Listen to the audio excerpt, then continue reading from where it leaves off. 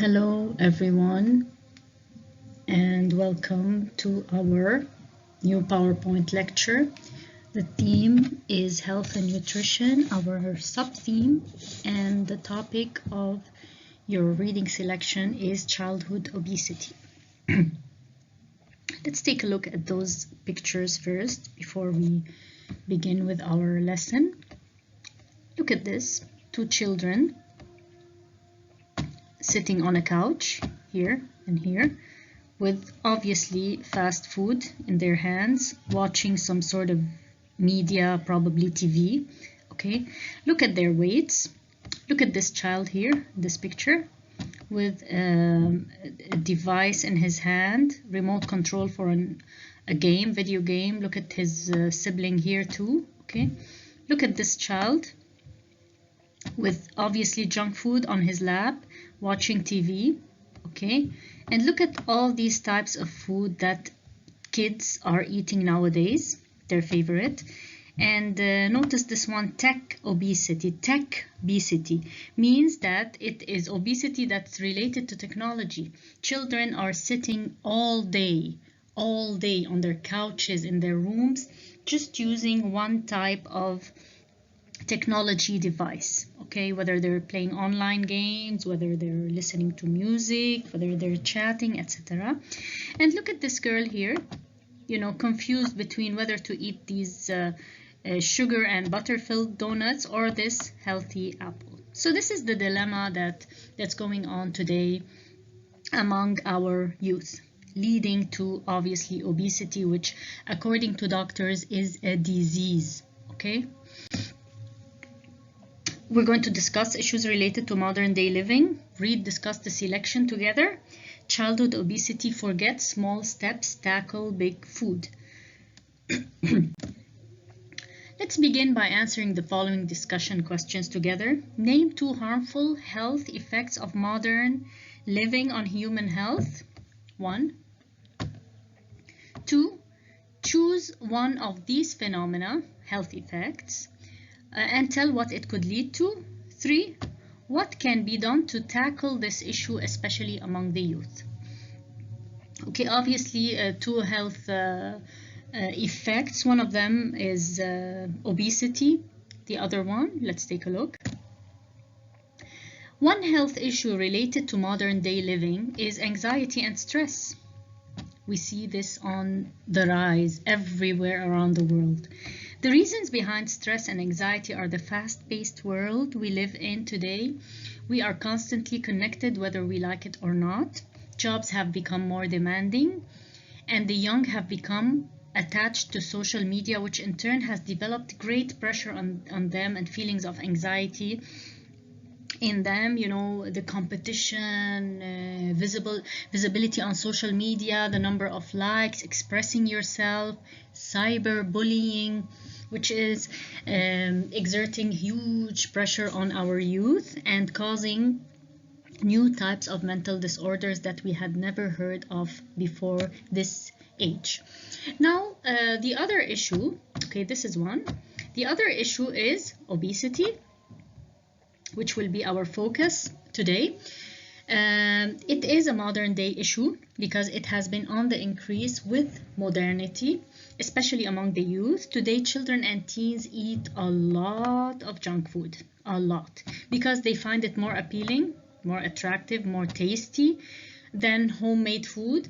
Another reason is because there might not be homemade food available for them. Remember, both mom and dad are generally working in these modern times. In addition to that, food companies and restaurants are creating more fatty and sugary foods and giving them enticing presentation. Enticing means attractive, okay?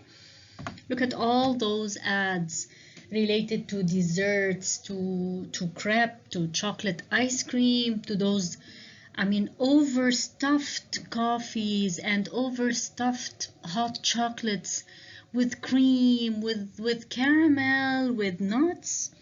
All as a one person portion, and it's filled with calories of fat and sugar.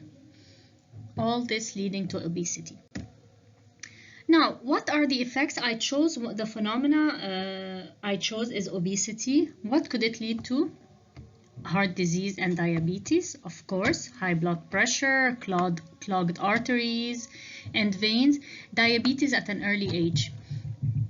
The statistics are really alarming about the percentage of diabetes and heart disease among adults and children nowadays, and it's rising because of this lifestyle. Solutions to the issue of obesity: awareness campaigns, obviously. Awareness campaigns. Where could those awareness campaigns be held? Schools, of course, social media. More parental control over what their child eats. I mean, if their parent doesn't buy it for them, they obviously can't buy it. Okay? 3, the government should impose high taxes on junk food.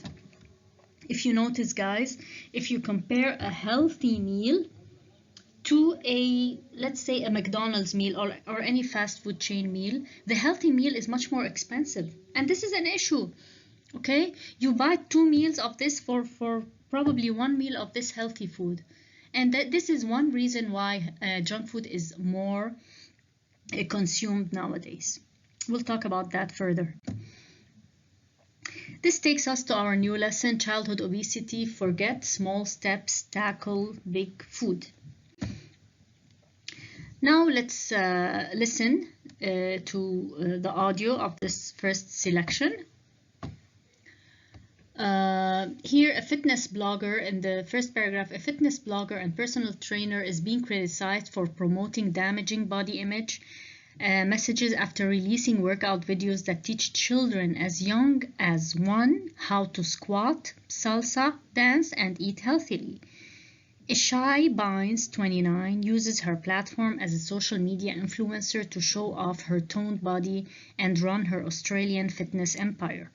But now the mom has come under fire for her new business venture, Ashi and Friends, a workout cartoon targeted towards getting young children to exercise.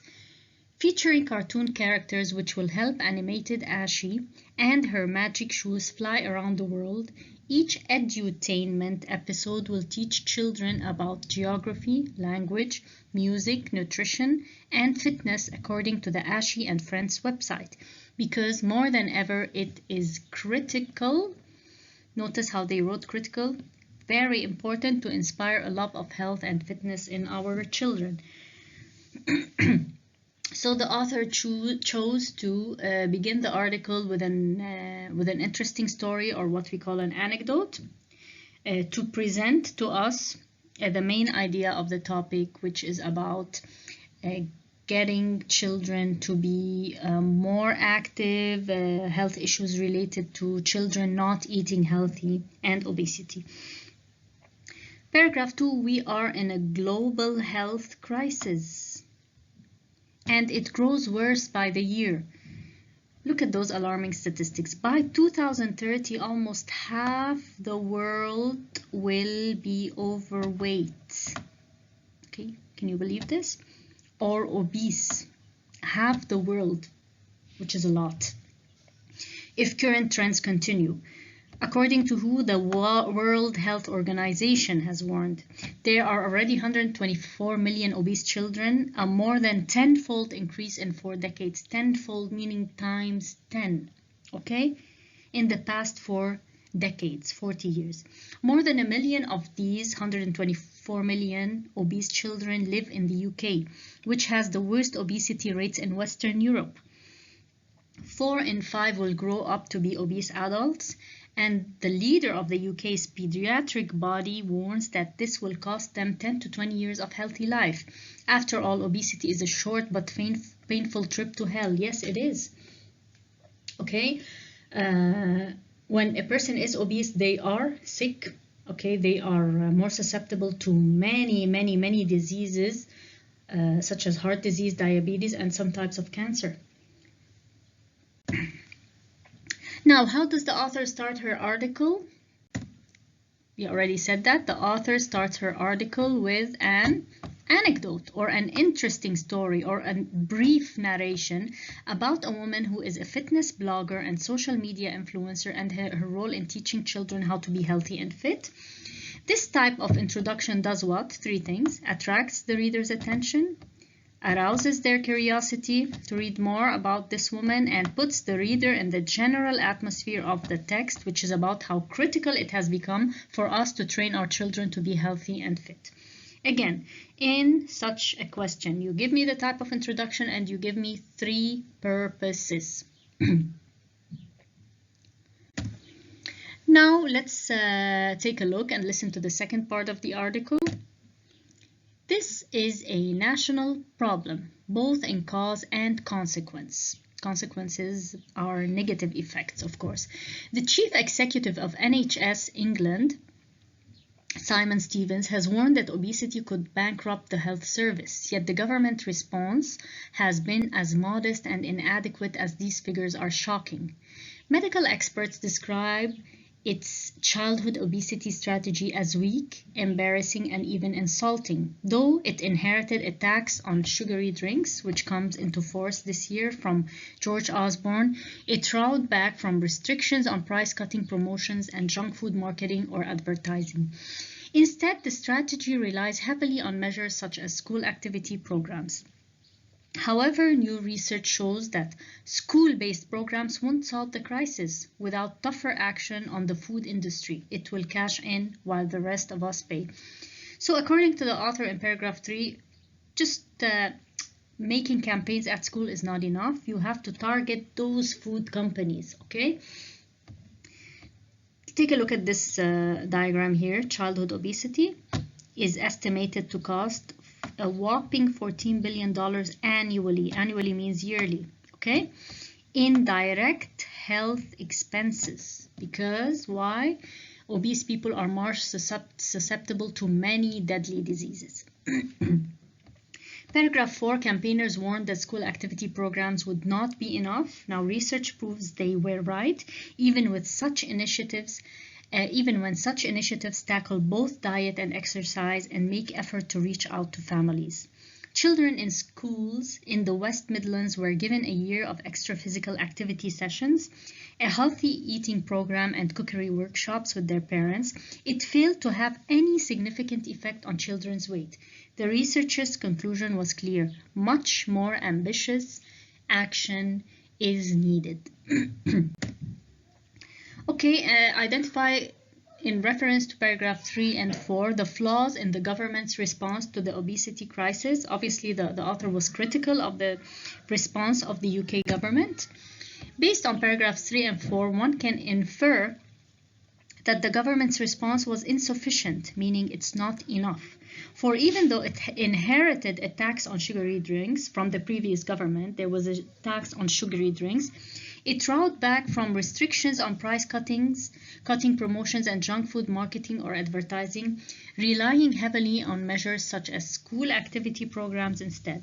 And those have been proved inadequate through research. It does not help to just make programs at schools. Now, let's listen to the last parts of the reading in order to answer more comprehension questions.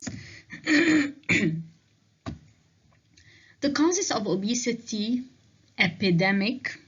Okay, notice how the author called it an epidemic. An epidemic is a widespread disease that kills. Okay, like corona is an epidemic.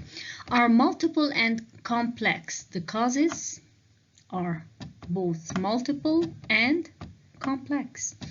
As the landmark Foresight report produced over a decade ago underscored, we live in an obesogenic environment. Obesogenic means it generates obese people. It creates obese people because of the way things are, the kind of food that's provided for the children and from the adults, the way of living, the fast-paced world where we don't have time for a home-cooked meal for ourselves or our children. And some more so than others, more than twice as many children in deprived areas are obese. Can you believe this irony? Deprived areas, meaning poor areas, are obese. more than affluent areas, more than rich areas. Can you believe this? Why? We already talked about this, because junk food is much cheaper than healthy food.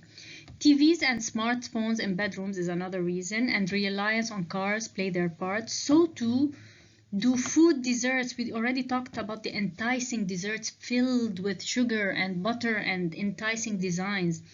Where fruit and vegetables, guys, are expensive and inaccessible. 1 kilo of good apple is 5,000. Okay, you can buy a junk food meal for that and enjoy it. This is how a child thinks, or maybe how the father or mother of a family thinks. It is cheaper to fill a hungry child with donuts than with apples. A donut costs 1,000 liras, 1,500 liras at its best. Okay, cheaper than to buy fruits for your children, unfortunately. That's why more poor people are obese. But the factor leaps out. One factor leaps out: greed. Greed of who? Of course, food companies. The problem is not gluttony by a generation of Augustus Gloops, but the avarice of the Willy Wonkas who press junk food on consumers. Okay? Then profess surprise at the results. Why are those food companies surprised? Guys, you are making those products enticing, and you are forcing them upon us and upon our children. The tactics of big food are, as the Global Health Organization Vital Strategies point out in its report, Fool Me Twice, strikingly similar to those of big tobacco over the years. It's very similar to how smoke companies sell us cigarettes. But big food has the advantage that everyone needs to eat, not everyone needs to smoke, while no one needs to smoke, and that a biscuit does not damage health as a cigarette does, quote unquote. Thus, these companies tell us that we should not restrict individual freedom. Okay, so this is their own choice. According to the food companies, let them choose what they eat. That is, it is up to people to show self-discipline. Well, you want to eat that bar of chocolate? It's up to you. You don't have enough willpower? It's up to you. You ate it. It was your freedom. We didn't make you do it. This is what the food company is saying. And that their products are fine, occasional indulgences. Occasionally, we make our product for your occasional indulgence or occasional spoiling of yourself, okay? You shouldn't eat them all the time. We don't ask you to eat them all the time. That's what the food companies are saying. Yet, look at what the author says. Never mind that they present family-size packs as if they are suitable for individuals. Do you notice? The soda cans are larger, 500 milliliters now, for a person. It used to be 250 or 300.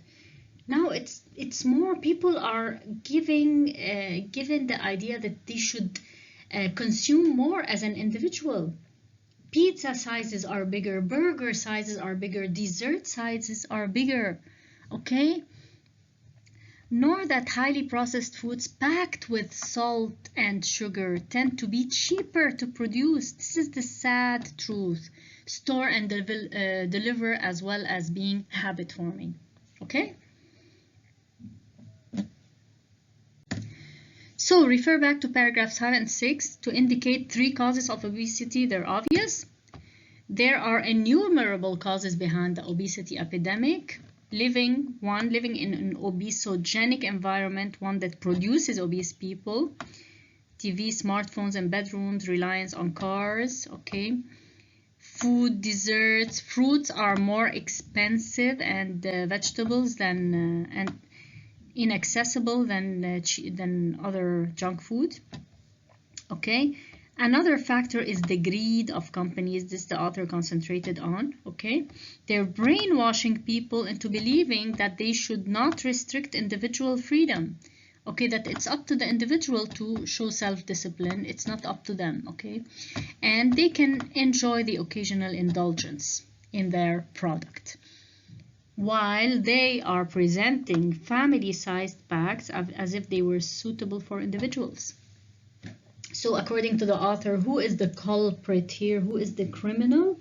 Food companies, of course. Okay, and if we are to make any future change, it needs to be targeted towards the food companies. Okay, other countries have been far bolder in tackling the industry instead of relying on voluntary action. Latin America, for example, governments have forced companies to remove cartoon characters from cereal boxes, you know, cornflakes, etc., imposed junk food taxes, and ordered school tuck shops, you know what you buy, the place where you buy stuff from at school, to replace high salt and high sugar products with fruit and vegetables. This is what Latin America did, and it's impressive. It's not the West. Tougher rules reshape consumer perceptions and decisions, and in doing so, they can also push companies into changing products. When the government does that, the food companies are forced to do something in order to abide by the laws so that their products are then consumed. A ban on junk food advertising before a 9 p.m. watershed is long overdue. We should do it. Ban advertisements of junk food before 9. Why before 9? Because the children should be sleeping by 9, ideally. It should be supplemented by a ban on promotions and price cuts for sharing bags of chocolate. If you share this bag of chocolate with your friends, we will give you a free pack, etc. You know those promotions, okay? And a sugar tax on drinks could be extended to food products, with the revenue channeled into initiatives making fruit and vegetables more affordable and attractive to consumers. The government's failure to force change means that the rest of us will pay the price. What price? In ill health and higher taxes, as big food rakes in the profits. So based on the solutions mentioned in paragraph 7 and 8, how can the government in the UK improve its tactics in combating obesity? Okay, can help curb and curtail obesity through tackling who? The big culprits, the food industry. It can force companies to remove enticing cartoon characters from cereal boxes. It can impose junk food taxes and order small tuck shops to replace high salt and high sugar products with food and vegetables, as was done in Latin America. Moreover, it should ban junk food advertising so that the youth would not be subjected to such ads.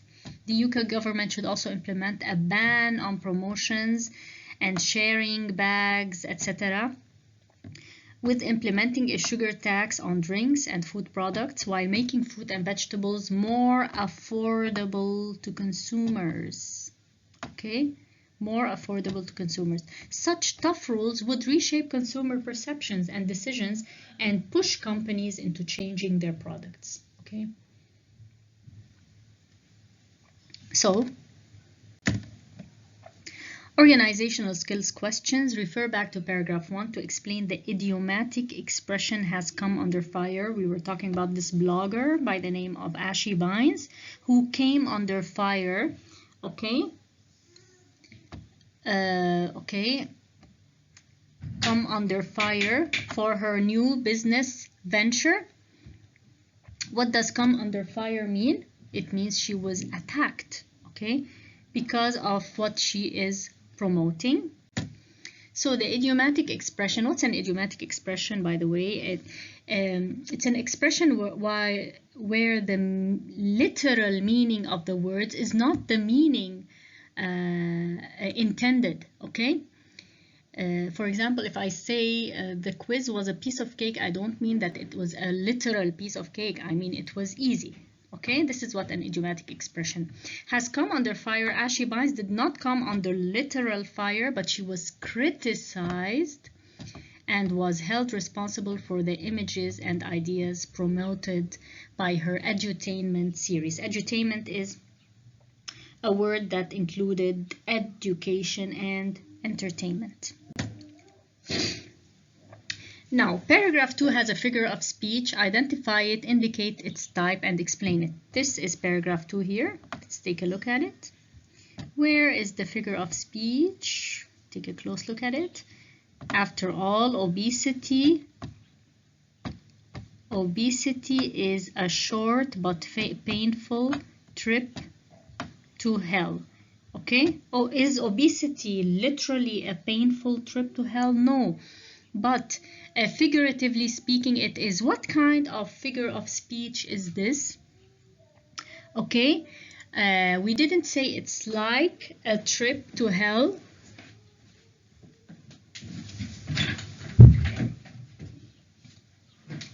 We didn't say it was like a trip to hell. We said it is a trip to hell. So this means it's a metaphor. It's not a simile. In a simile, we use like or as. In a metaphor, we don't. So in paragraph 2, the author uses a metaphor, which is obesity is a painful trip to hell. He compares two unlike things, which are obesity and the trip to hell, without using the word like or as. That would be a simile. The author does so to highlight, okay, of course, I will always ask you, why did the author use that figure? What is this figure of speech? Why did the author use it? The author used it to highlight how painful and aggravating it is to suffer from obesity, a health problem that increases countless physical, social, and mental problems. A short trip to hell. What is hell here? Disease, okay? Disease. All those types of diseases. Moving on, what three types of evidence does the writer use to achieve credibility? What types of evidence? In order to achieve credibility and add a sense of authenticity and realism, make the text more convincing and avoid bias and prejudice, the author relies heavily on countless elements of support or supporting pieces of evidence. These include names of places. This is one. You need to tell me. Examples, okay? Names of quoted experts or expert quotations if you want. Research findings, such as that mentioned in paragraph 4, percentages and numbers like 124 million of companies such as NHS England, and dates like by 2030, okay? You might also get a chart for types of evidence where you need to write the type of evidence and an example, okay?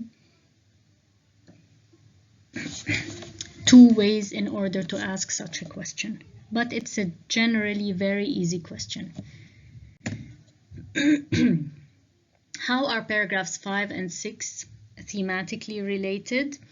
Here in paragraph 5, the author is obviously talking about some causes of obesity, okay, an obesogenic environment, junk food being cheaper than healthy food, etc. And again, in paragraph 6, the author talks about greed, which is another major reason behind obesity. Greed of whom? Greed of food companies. So this is another reason which he highlights here. Obviously then, the relationship between paragraphs 5 and 6 is one of addition and support. Paragraph 5 highlights some of the causes of obesity, such as blah, blah, blah, blah. Paragraph 6 sheds light on yet another cause of obesity, which is greed, through discussing tactics of big food or big food companies. Consequently, the thematic relationship between paragraphs 5 and 6 is that of addition. You can write that of addition and support. Okay? Moving on, identify the author's tone in paragraph 6. I displayed paragraph 6 for you here. But one factor leaps out: greed. Again, the choice of words, greed. Already the author is critical, okay? By a generation of Augustus Gloop's, he's being very sarcastic, criticizing them, this generation, okay? Strategies of those food companies, what they're doing in order to, okay, and the way they're presenting family-sized packs as if they are suitable for individuals. So, the author's tone is cynical, sarcastic, critical, worried, anxious, and concerned. I generally ask you for 2 adjectives to describe the tone, not more. Okay, the writer seems to be rather cynical and sarcastic. Cynical, it means you're not at all optimistic. You know that this is going to be bad. As well as critical, as he compares obese kids to Augustus Gloops and junk food companies to Willy Wonka from the movie Chocolate Factory. He does so in an attempt to display how these companies and their ads are brainwashing vulnerable kids and encouraging them to consume a lot of healthy food, reaching a point of addiction and overweight. He is also worried and anxious and concerned about the way in which food and fast food companies persuade consumers that their products are fine as occasional indulgences, ones that can become addictive, and that they present family-sized packs as if they are suitable for one person, which is something that would ultimately lead to obesity. Okay. Usually you need to give me 2 adjectives and justify each one of them alone. So I will never ask you to give me this much adjectives: cynical, sarcastic, critical, worried, anxious, just 2, and justify each one of them. But here the general tone of the article is this much, okay? Is all of these. I will usually ask you to give me 2. Other than the general audience, this is what I always refer to as a 3-point question.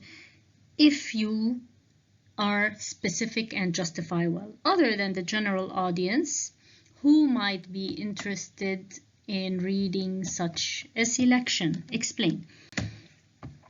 Parents, children, academics, school principals, policymakers, and government officials might be interested in reading the selection. Also, guys, I will usually ask you for 2 types of audience, okay? But here it is more open. The question here is more open to allow you to have more answers. Why parents should read such a selection: to be aware of ways in which they can help and safeguard their children against obesity. Children would become aware of the dangers of unhealthy food, obesity, and current trends. Academics would learn their role in raising awareness, and school principals would know how essential it is to eliminate kids' access to junk food in their school. Finally, policymakers. The policymakers are the legislators, the lawmakers, the people in the parliament, and government officials would become more aware of how vital their role is in setting and imposing firm rules and laws that would push food companies in their country to modify their products and media to curb ads that target kids and promote unhealthy food. Okay, the following is a poor version of a 1-sentence summary of paragraph 8. Rewrite it correctly. What I'm saying is that this is poor. This is how it shouldn't be. Okay? Make a good version of this. Okay? Read it carefully. Don't just read the first 2 lines and just make your own summary. Please read it. Okay? When you summarize, I want 1 sentence, please. 1 sentence. A sentence, okay, ends with an end mark. A sentence is not a line. A sentence can be 4 or 5 lines. It needs to end with an end mark, okay? A ban on junk food advertising before 9 p.m. Remember, they talked about how there shouldn't be promotions before 9 p.m. before kids go to sleep. Sugar tax on drinks, okay, with revenue channeled into initiatives. The government's failure to force change means that the rest will pay the price in ill health as big food rakes in the profits. So what is the main idea here? Remember, we need to start with a citation. In paragraph 8, okay, you can also add in the selection entitled childhood obesity, okay? The author asserts that governments should ban junk food advertising, ban promotions and price cuts for sharing bags of chocolate, and implement a sugar tax on drinks and food products, making fruit and vegetables more affordable and attractive to consumers. Full stop. Guys, this is 1, 2, 3.5 lines, but it's only 1 sentence from end to end. This is 1 sentence, okay?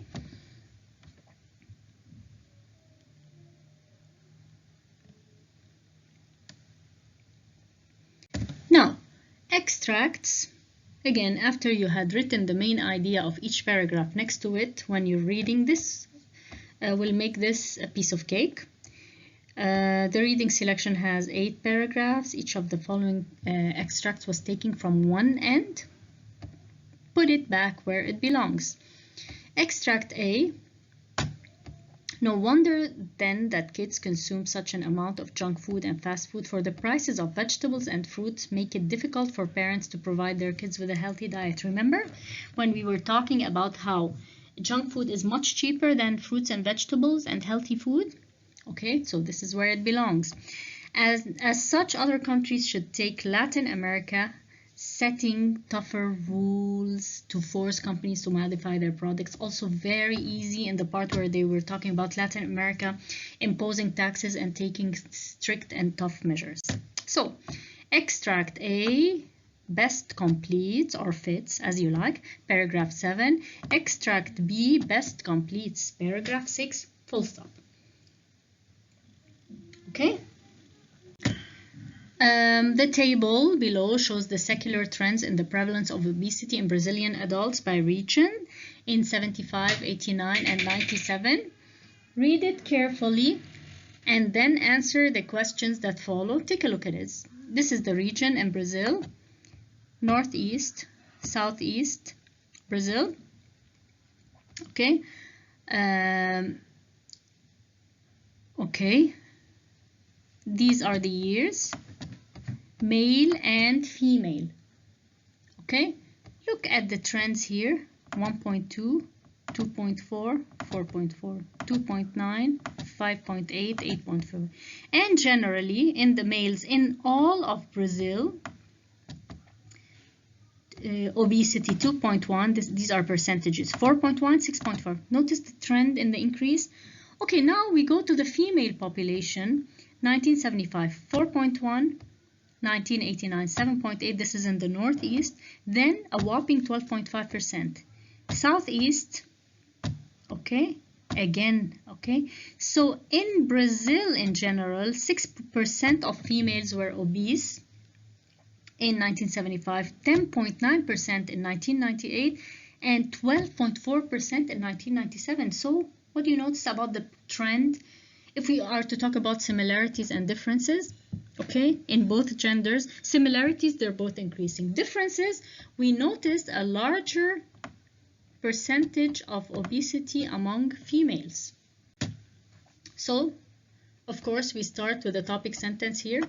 The above chart, the above table presented by Montero et al.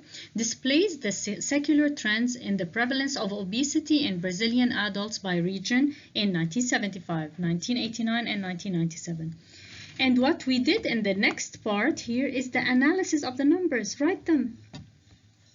For example, based on the table given, the prevalence of obesity among the males stages an increase from 1.2% in 1975 to 2.4% in 1998, and then sharply escalates to 4.4 in 1997.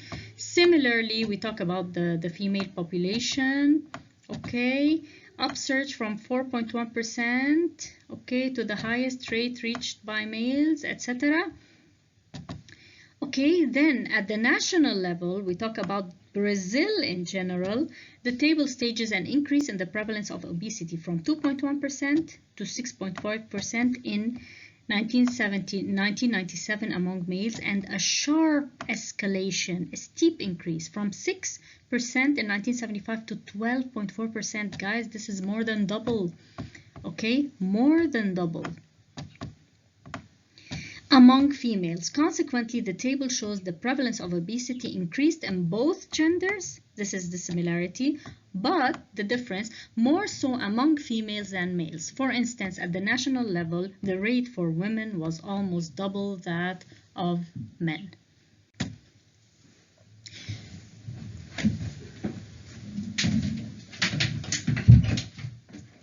Okay, now we come to our final part, which is the vocab. Okay, figure out the meaning of those words from contextual clues from context in the paragraphs they are in, and then fill in the blanks. Promotions, as we read, we figured that it meant advertisements. Okay, Initiatives, what a person or a group does in order to solve an issue. Okay, the initiatives of peace, the initiative to solve bullying. Epidemic is a very widespread and dangerous disease. Gluttony is greed. Greed. This was referred to when we were talking about food companies. Indulgences, you know, spoils. Okay, when you're spoiling yourself, I'm indulging in a large bar of chocolate. Okay, now let's answer. Any kind of junk food should be banned. What should be banned? Remember the text. Any kind of junk food promotions, since they would encourage, this is another context clue, promotion, encourage consumers to increase their consumption of such products. The of food companies is one major reason behind the ongoing increase. Greed, obviously, gluttony. Some advertising and marketing campaigns encourage that would inevitably lead an increase in weight, encourage indulgences, spoiling yourself, you know. Some of the taken to limit, you take an initiative to limit an issue to curb obesity have proved insufficient. So initiatives, and there go the answers. Promotions, gluttony, indulgences, and initiatives. And this is all for today.